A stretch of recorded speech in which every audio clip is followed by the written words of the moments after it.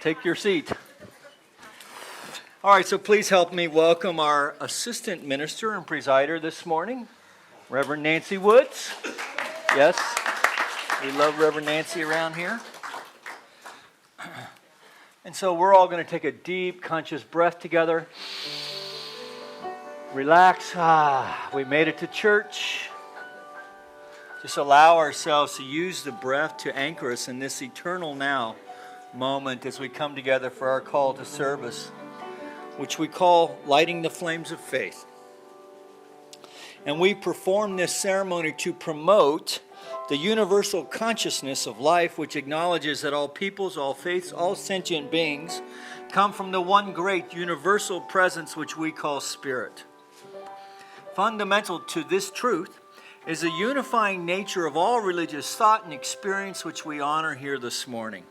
So as Reverend Nancy lights the first candle, it's for the Tao, honoring the universal path of harmony and equilibrium, the natural way. We light the second candle for the shamanic traditions, honoring the beliefs and practices of all indigenous peoples, the way of primal spirituality. We light the third candle for Hinduism, honoring the path of knowledge, action, and devotion. We light the fourth candle for Judaism, honoring the ethical path of living by sacred law. We light the fifth candle for all forms of Buddhism, honoring the Four Noble Truths and the path of compassion. We light the sixth candle for all forms of Christianity, honoring the Christ consciousness as the path of love.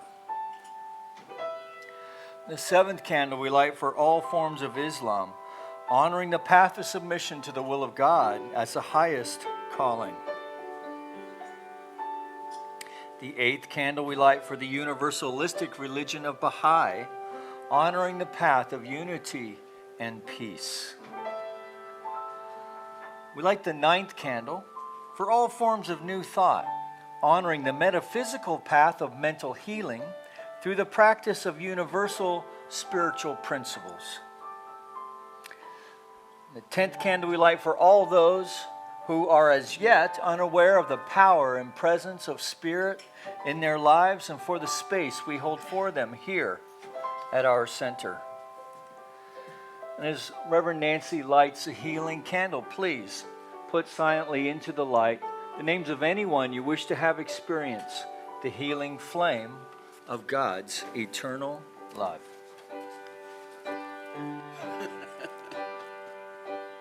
In this moment, in this place, I remember who I am.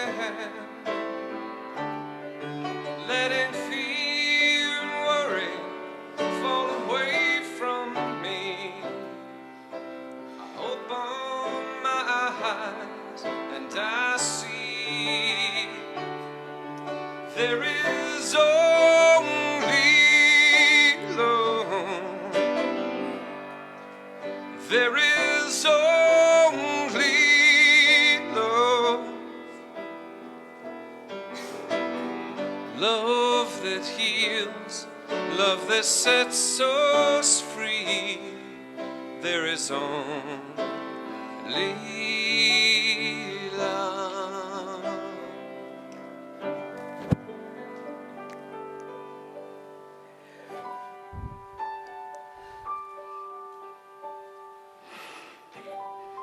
And I feel that the love that is in this room is definitely the presence of Spirit expressing itself. And as I recognize that that one power, that one presence, that which brought life into expression, is that what is expressing itself through the words, the songs, and everyone that is sitting in this room. As I know that that infinite intelligence is guiding what is happening and unfolding this morning, I know that the blessings are many. As I become more and more aware of its presence, radiating in and through and as me, I recognize that it expresses what needs to be expressed. It gives what needs to be given. It receives what is needed to receive.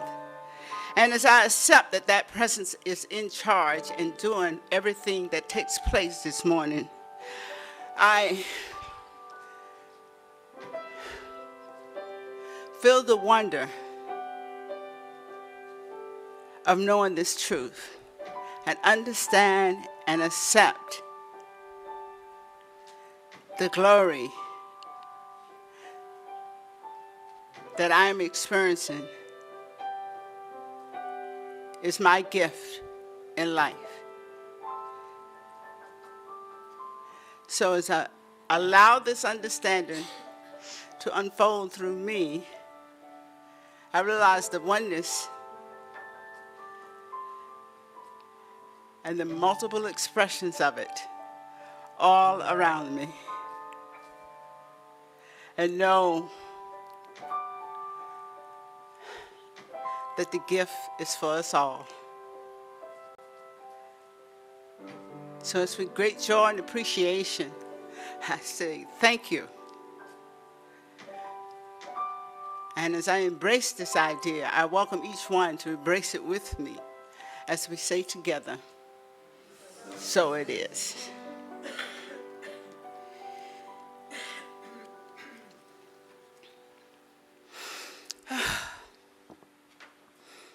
It is a beautiful morning.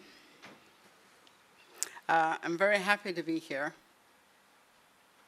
And I feel like when things unfold, I share in the first service, I had this idea, and I think I shared it, but it seems like each time I do that, Reverend Mike gives a talk, and then he puts little nuggets in it, you know. So I just say, oh, this is nice. And then Ken sings a song and put a little bit more into it. So the idea of what I wanted to share with you today was that I read a little quote this morning that really set it up for me. Because the quote was, I'm paraphrasing it. The quote was that if we know the perfect outcome of our life and know it's already perfect, why are we concerned about what happens every day? Don't we know that that's just signs and symptoms that we're on our way there? So we can relax and just enjoy fully and completely this current moment, because all of it is part of the process. The good is ours, and it's already unfolding. So no matter what we seem like might take us off the path, just stay focused, and it's Spirit's way of getting us there.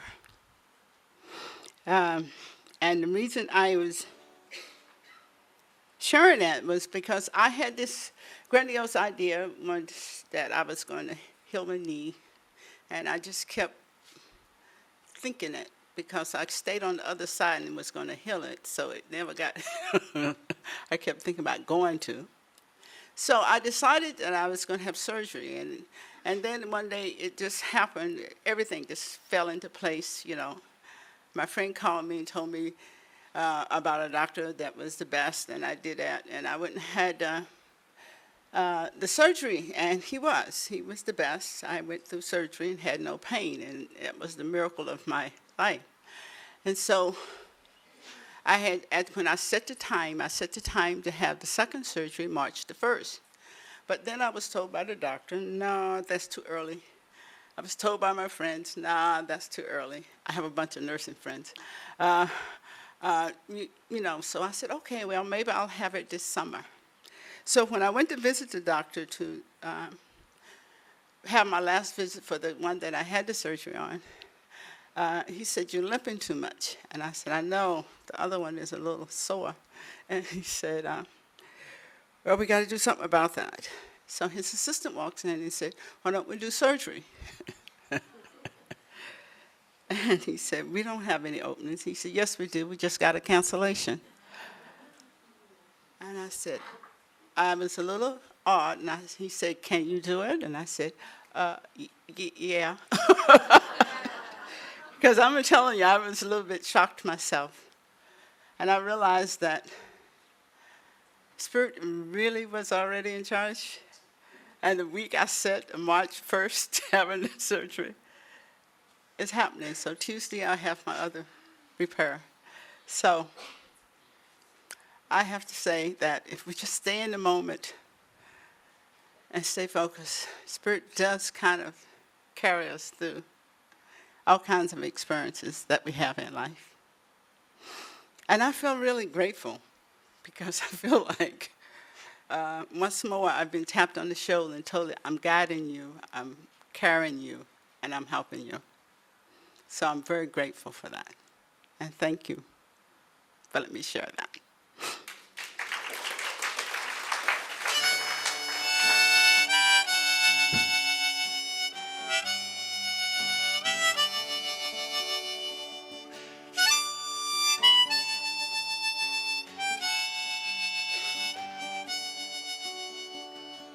I was in another lifetime, one of toil and blood, when blackness was a virtue and the road was full of mud.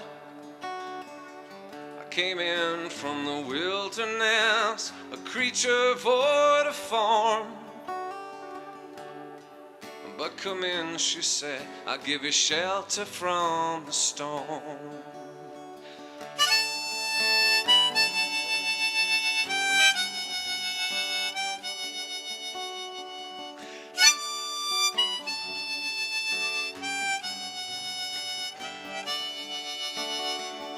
Not a word was spoken, there was little risk involved. Everything up to that point had been left unresolved. Try imagining a place where it's always safe and warm. Well, come in, she said, I'll give you shelter from the storm.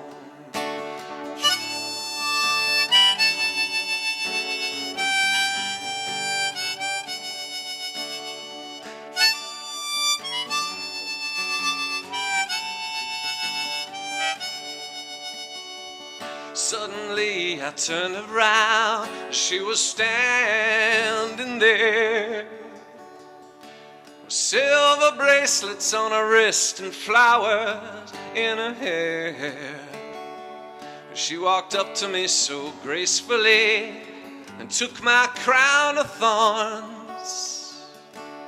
Well, come in, she said, I'll give you shelter from the storm.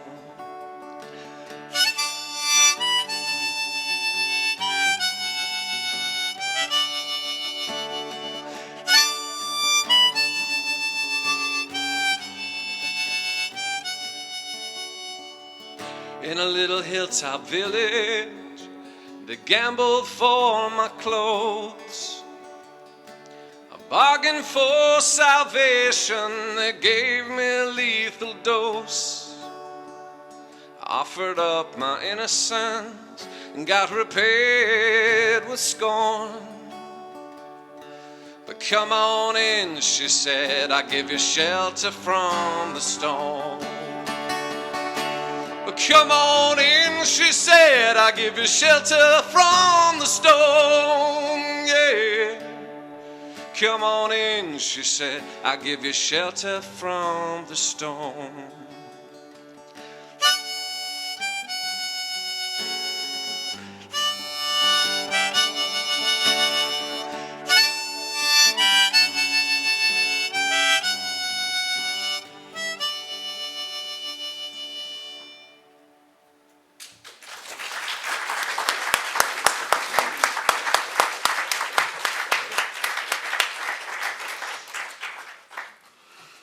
Isn't that beautiful?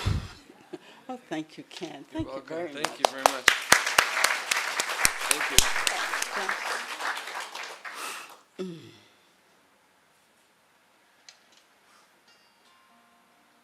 Okay, I'm lost. No, oh, it's no announcement. That's why I'm lost. Okay. Okay. Could you stand and say the affirmation, declaration of principles with me? We believe in one universal spirit manifesting through all, natural and incarnated in us. We believe that the universal spirit is personal too and reveals itself through everyone and recognizes its presence.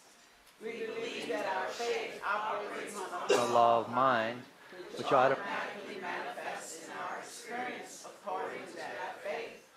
We believe in the unity of all life and in the immortality of the individual soul forever expanding. We believe in eternal goodness, the eternal loving kindness, and the giveness of life to all.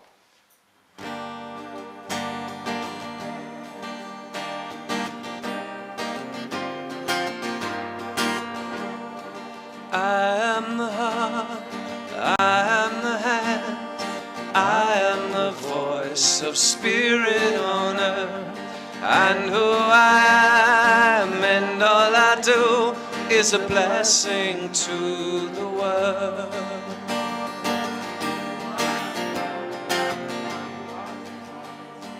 You are the heart, you are the hands, you are the voice of spirit on earth, and who you are and all you do is a blessing to the world.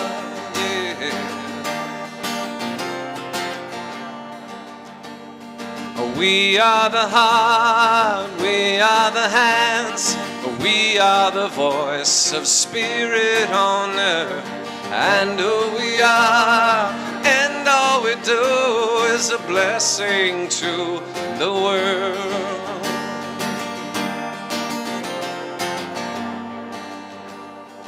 I am the heart, I am the hands, I am the voice of spirit on earth, and who I am and all I do is a blessing to the world.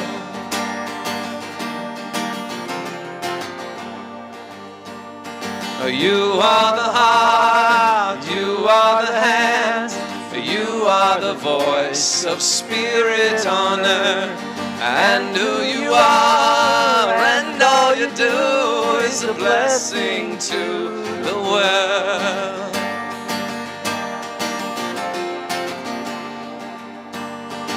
We are the heart, we are the hands, we are the voice of spirit on earth, and who we are and all we do is a blessing to the world, is a blessing to the world, is a blessing to the world.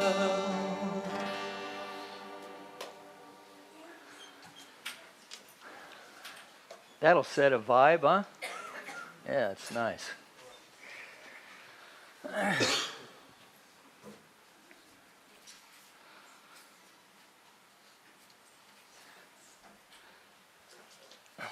So let's give Ken another hand there. I really...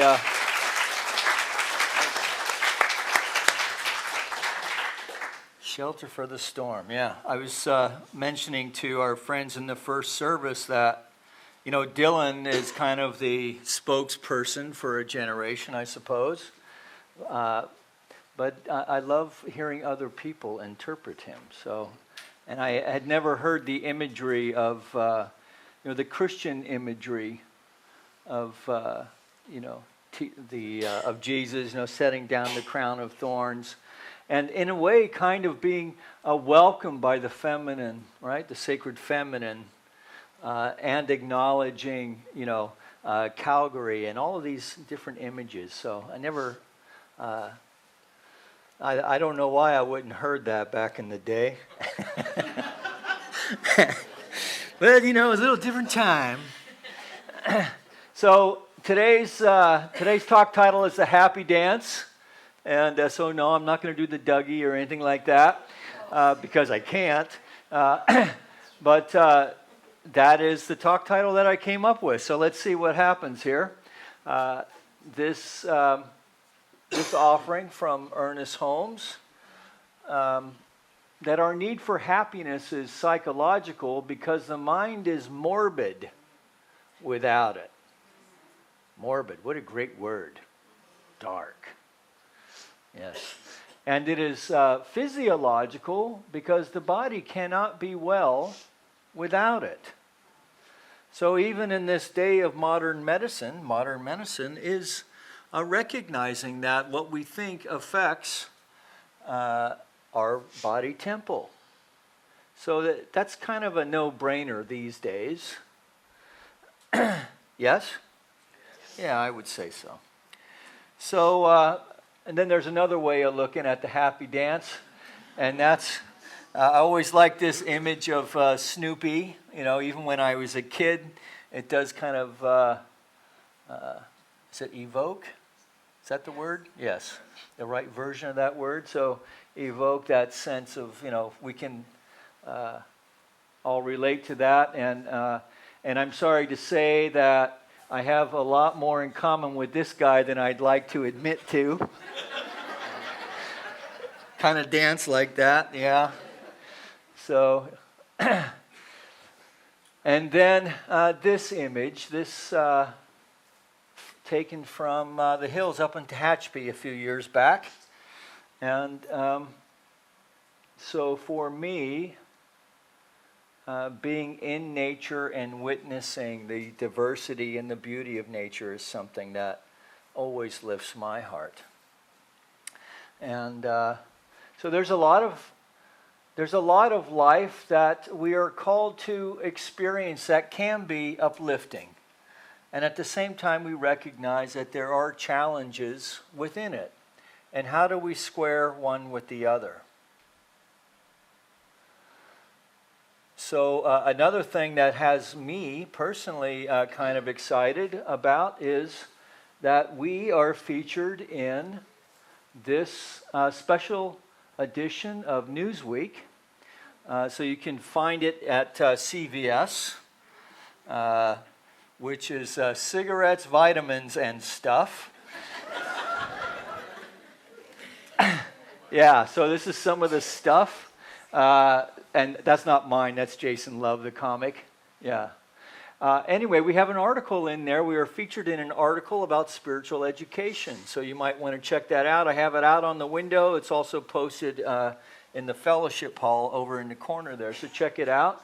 It's a nice little plug. And we also have a full page ad in there. So we're part of something big, whether we realize it or not. You know, we come to a place like this that's kind of small, particularly if, like me, you come from a church where all of us could fit in the choir loft, frankly, right?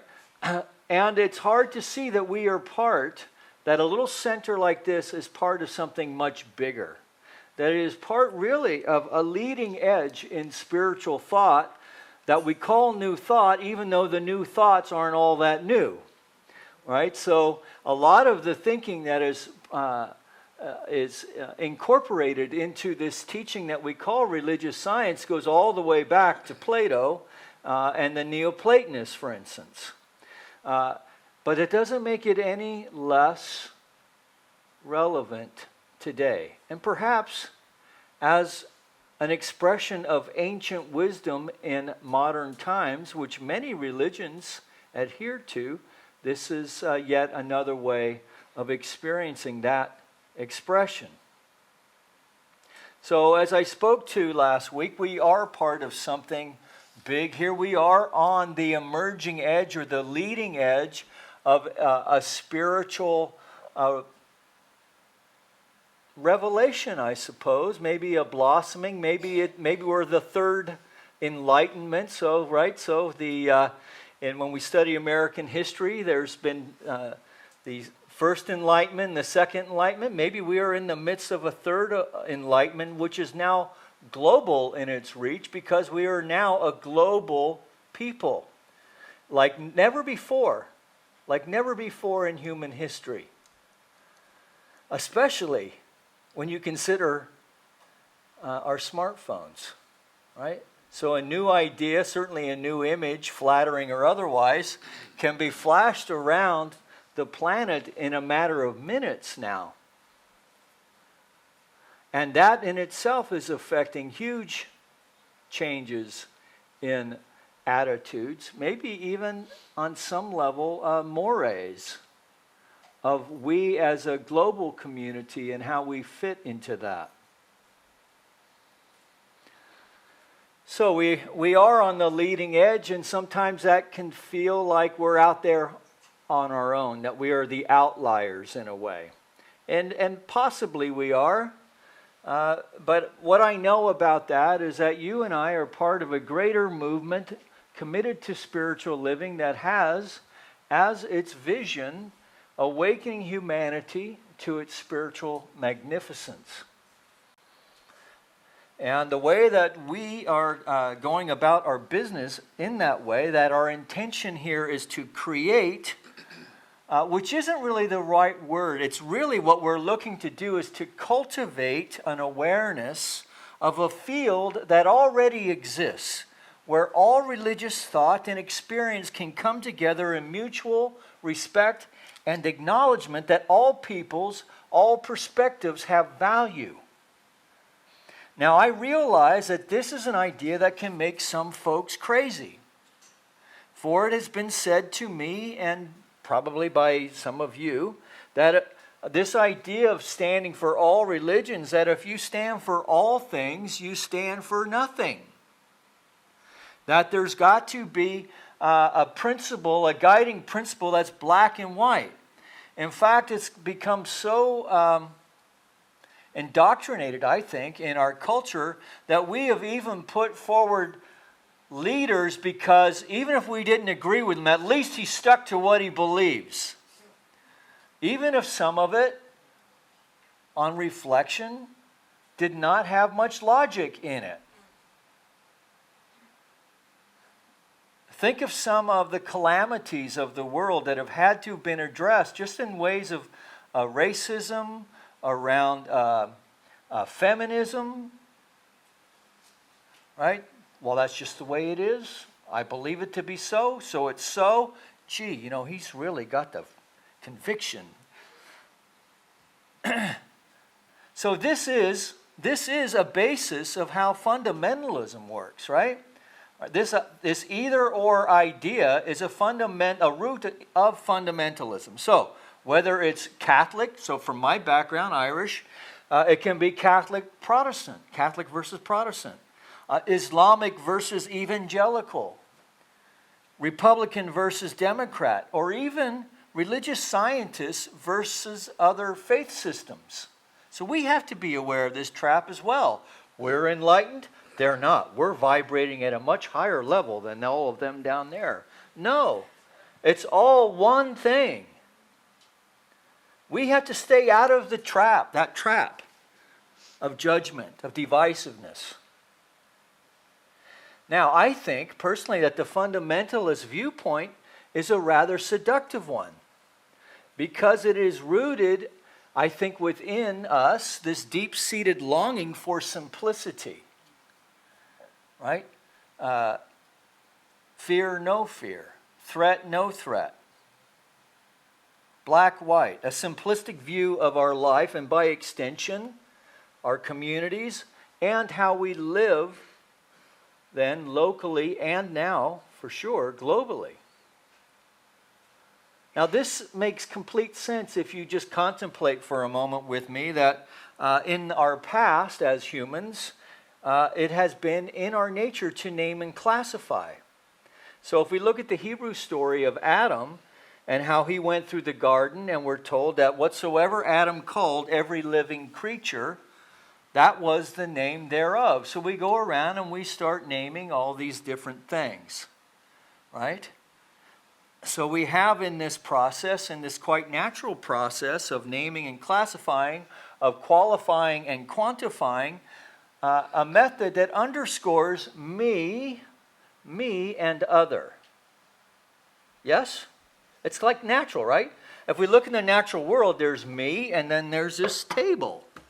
Right? I end right here on my skin, and this table is taking up this space. Me and other. So me and other is also fundamentalism. In fact, they have a whole field of philosophy built around this idea, expanded ad nauseum. So now I admit that our experience in this natural world, that it can seem this way. That, I am not this lectern, and yet at some level I am this lectern. What are you smoking there, Rev? And yet we have, if you just stay with us a little bit longer, we have within the Western world, we have a whole system that supports this idea of me and other. That from the time we are out of the cradle, that we are taught this. And that we are taught this to help prepare us. Prepare us for what? Prepare us for the future. That the future is, because it's uncertain, is scary. That we have to be afraid of it. And that we are constantly preparing. So we go from nursery school. We go to nursery school to prepare for kindergarten. Right? So nursery school to kindergarten, then kindergarten for primary school. Primary to junior high, to high school, to college. And then we go from college to getting out there and doing our thing in the world, to being single and then married and then children. And then we get to participate in this idea in a whole different level, always preparing for the future. Looking to the past to help prepare for the future, rarely tending to the right now. We've been trained to think this way, yes? Now, this doesn't mean that we want to just totally disregard, I'm going to live for the right now, man, and blow through our paycheck on Friday night, if anyone's ever done that. I never have done that, but some people have, right? Then you can't make the rent and blah, blah. So I'm not talking about that kind of present.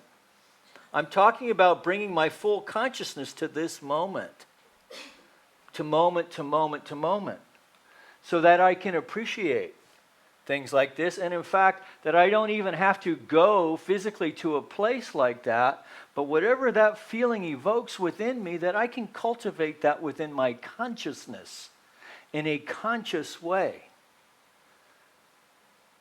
So Western thought then is very linear, cause-effect. And we teach that to an extent here in religious science, yes? Now, Indian thought is a little bit different, Indian philosophy, in their basic understanding of the universe. So there is, instead of me, other, there's an understanding that man is divinity expressing itself, which Western thinking really wouldn't be able to embrace that if you think about it. Right? So even for Moses, there was the burning bush outside of himself. Now, did he have an experience of that? We're told, yes, he did. And even the teacher Jesus speaking of himself and the Father. And his mission on life to know that heaven, that God's imperial rule can be present here on earth. Now, how can that be? Well, there's only one way, and that is at the level of spirit.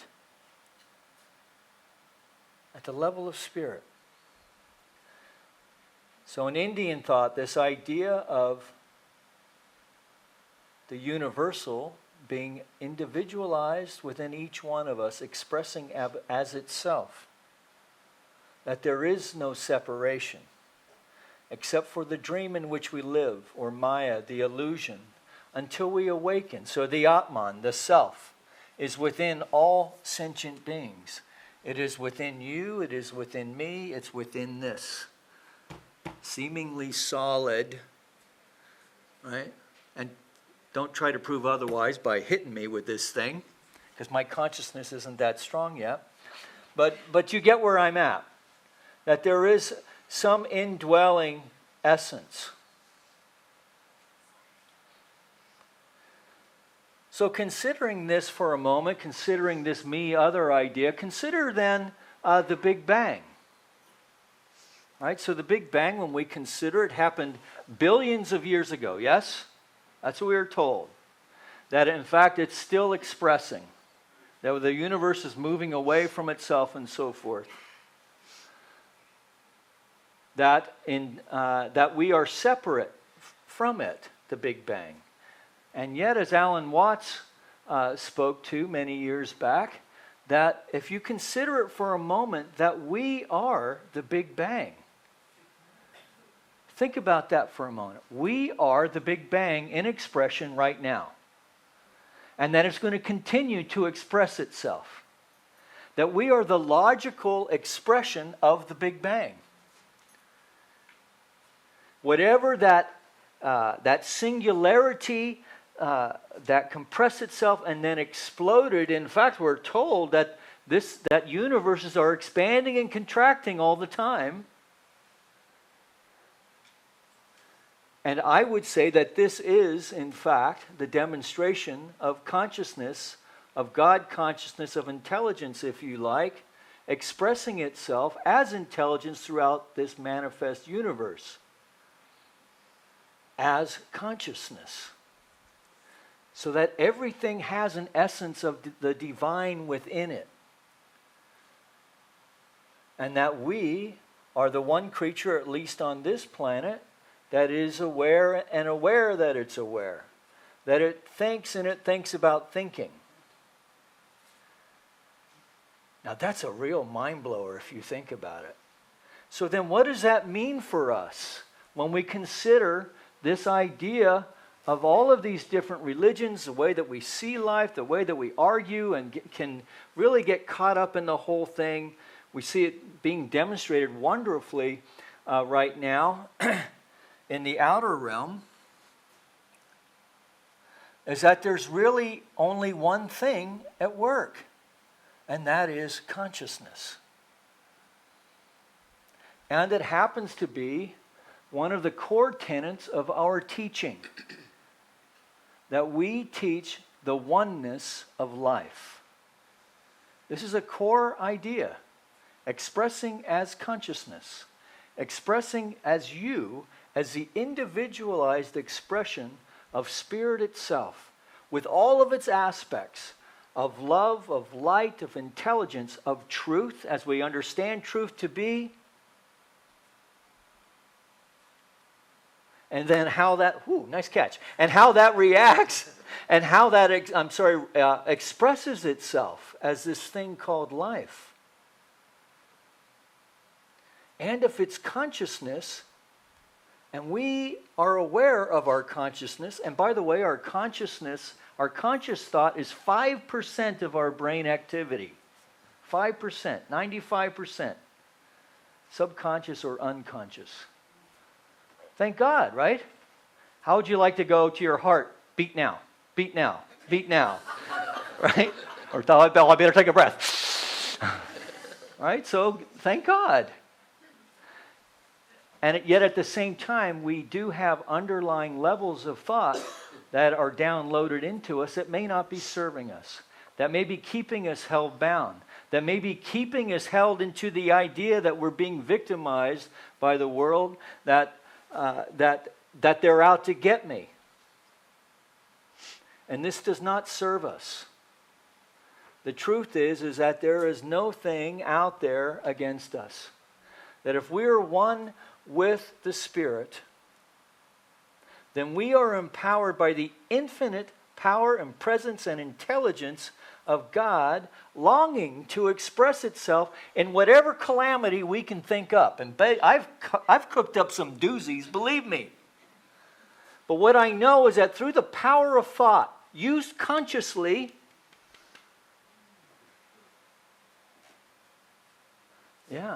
used consciously, I have shifted and lifted the tendency of my thinking from denser ways of thinking into lighter ways of thinking, lighter with a capital L, light, by aligning myself with that power and presence and then surrendering over to it to say, okay, there's an infinite intelligence that knows better than I, and I'm willing to be guided to the next expression. This really is what spiritual mind treatment is. Recognizing that there's God and only God. That God is good and only good. Now, well, wait a minute now. What about that whole sin thing? Right? What about the obvious challenges that we see in life of discord?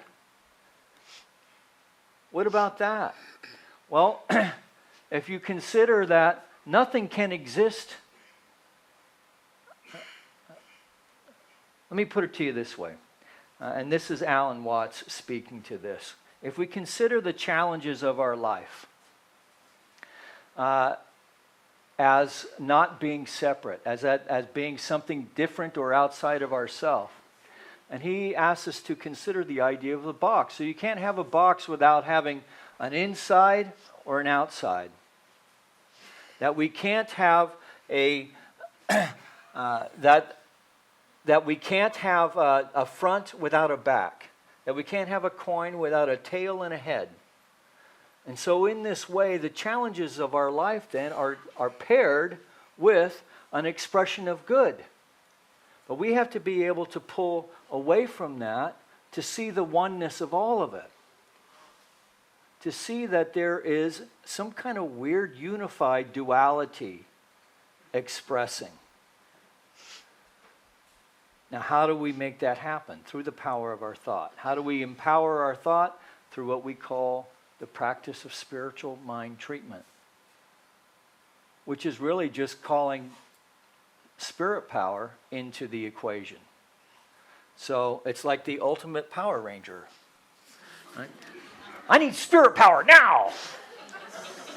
I'm going to shift this idea. Broke no more. So what does this mean for happiness then? Is that Dr. Holmes talked about the trouble with this is that we have tried to attach God to our finite self. And this is mathematically certain that we cannot contract the infinite. Why? Because it's what? It's infinite. So we're not going to get it all in here. Right? But we can expand the finite. That we have to expand the self and attach our ego to the real self, which is God. The Atman, if you will. The Holy Spirit. The Holy Spirit that dwelleth within. That we must do something definite to assure the intellect and emotions that there is nothing in the universe to be afraid of. Our human nature seeks a harmonious balance in the outside world that coincides with our personal relationship with the infinite. In order to experience this, we may want to look at living a life of happiness as one that has come to the realization that the universe is oneness in expression. So that whatever challenge that we are experiencing, that it can be transformed and transcended and experienced in a whole new way that brings forth the harmony, the peace, the love, the power, the creativity, the intelligence, the love of Spirit itself, in, through, and as all of it. This is our challenge on this earth plane. Are you up for accepting the challenge? Yes, I am. Because what's the alternative? A life of futility and mediocrity. And lots of profanity. Yeah, a whole WTF consciousness that we don't need. We don't need that anymore. All right, so let's take a breath.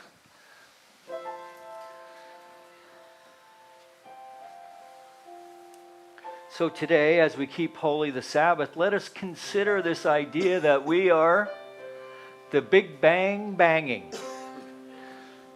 That we are in this universe as peopling, as Alan Watts would say. That we are the logical expression of Spirit expressing uniquely as you and uniquely as me. And let us recognize today that regardless of any challenge we may be facing, that we do have the power to choose to be happy. Even if we're up to our backside in alligators,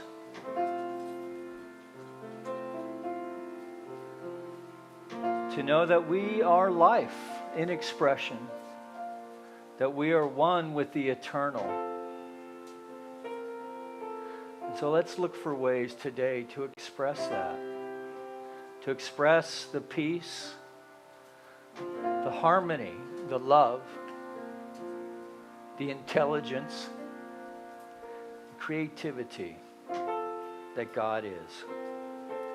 And take that insight, take it into our work week, and come back and report next week. Compare notes.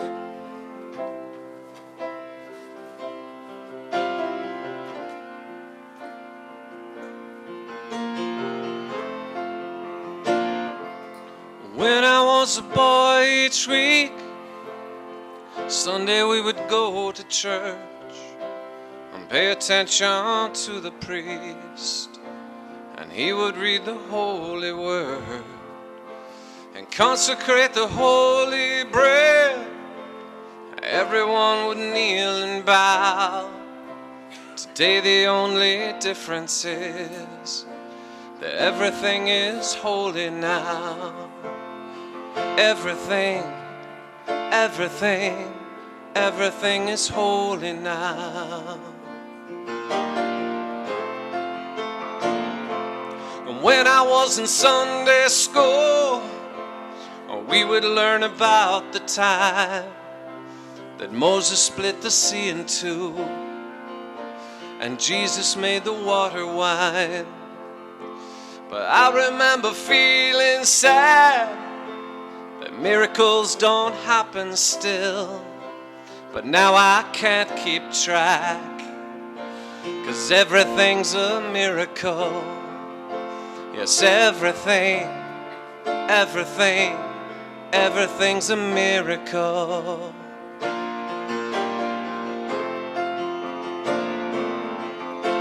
And wine from water is not so small, but an even better miracle is that we're here at all. And so challenging the thing becomes, not to look for miracles, but finding where there isn't one. When holy water was rare at best, I could barely wet my fingertips, but now I have to hold my breath like I'm swimming in a sea of it. There used to be a world half there, a heaven second-rate hand-me-downs. Now I'm walking with a reverent air, 'cause everything is holy now. Everything is holy now.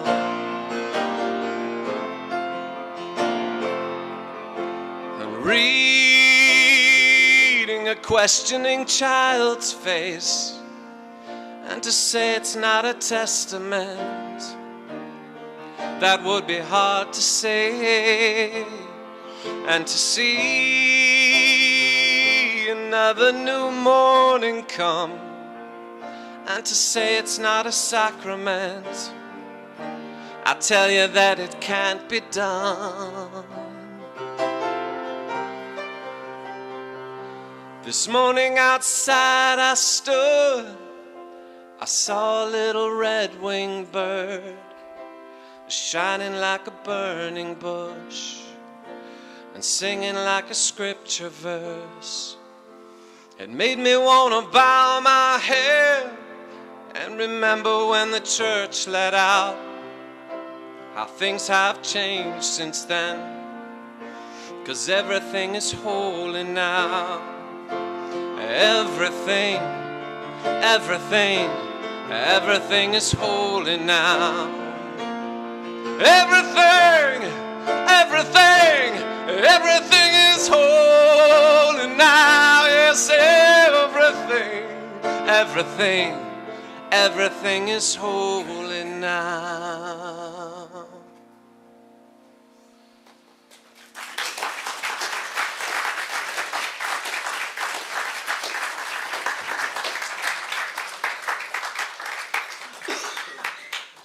Yes, everything is holy now, including the offering. So, just saying. I am so blessed. I am so, I knew you'd like that one.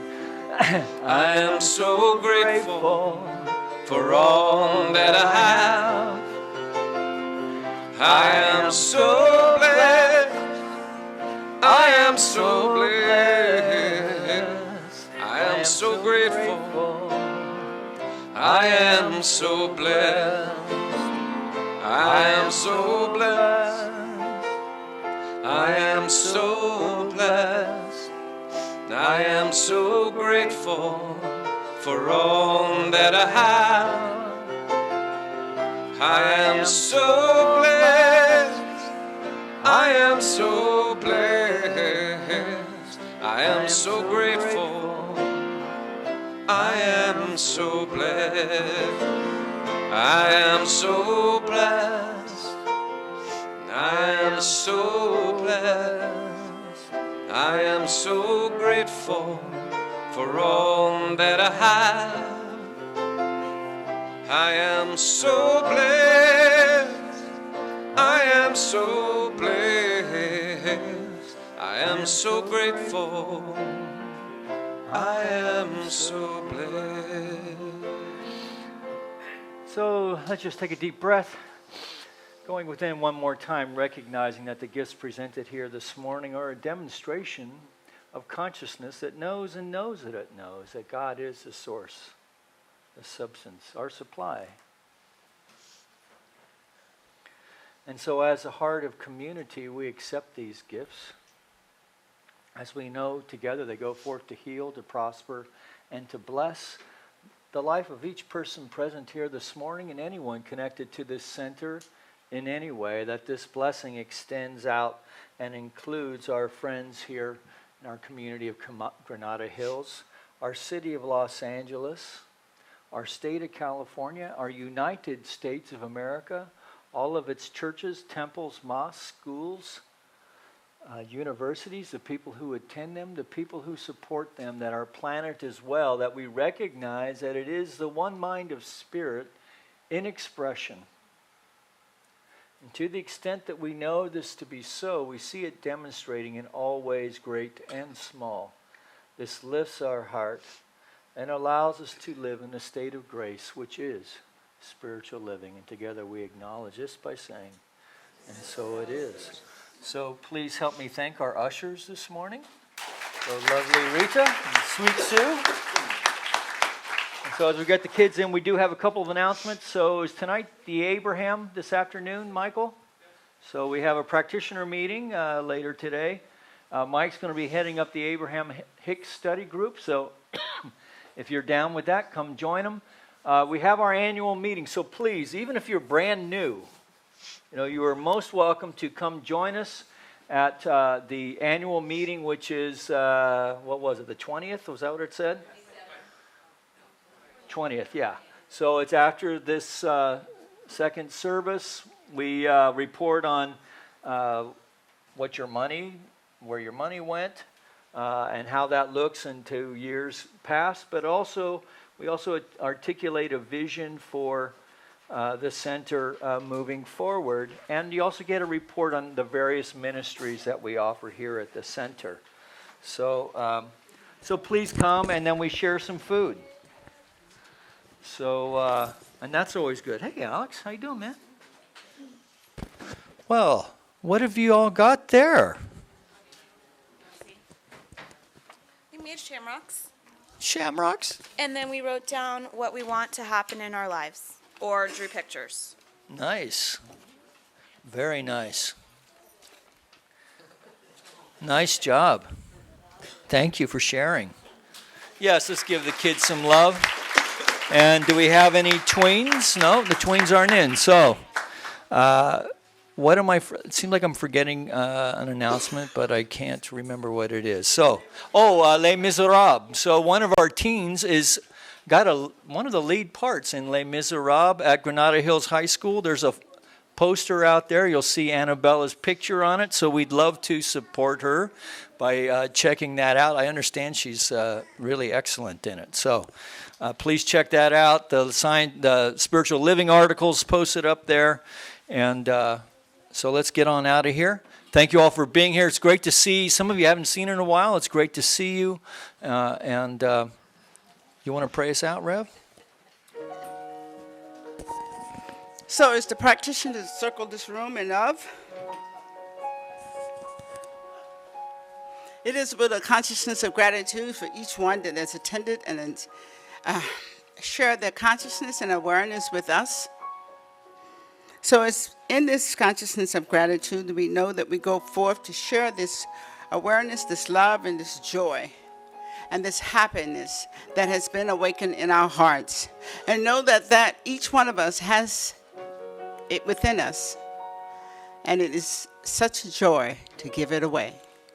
So it's with love and appreciation of this truth. We thank the Lord for guiding and directing us to do this, as we say together, and so it is. Please stand for the peace song.